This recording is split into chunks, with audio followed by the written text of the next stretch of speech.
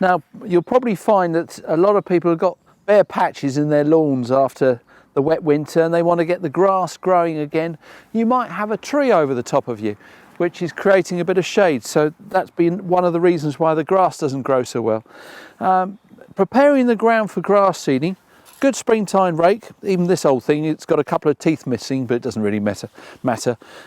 You want to rake up the surface, fluff it up a bit, so you actually back down to a bit of bare earth, and you can still see there's a bit of grass there.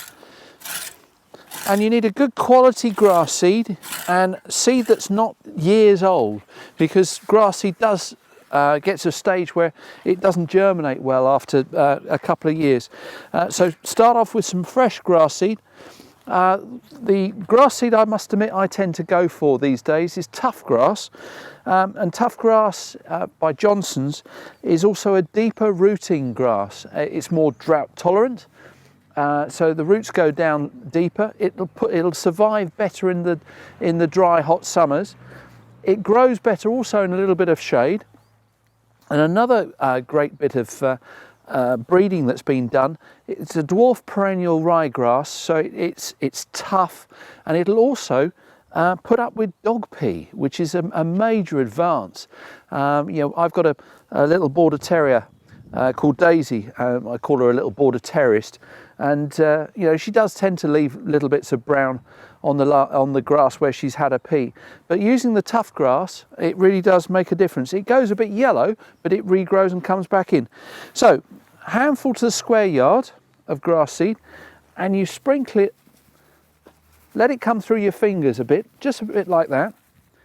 And that's enough for that little patch there. And then what you do afterwards, with a springtime rake again, you can actually just rake the seed in gently into the surface of the lawn. And as you can see, it virtually all disappears. Because what you want to do is to slightly cover the seed. April into May, great time for seed sowing. And also, you need the temperatures above 5 to 6 degrees at night for the grass seed to germinate.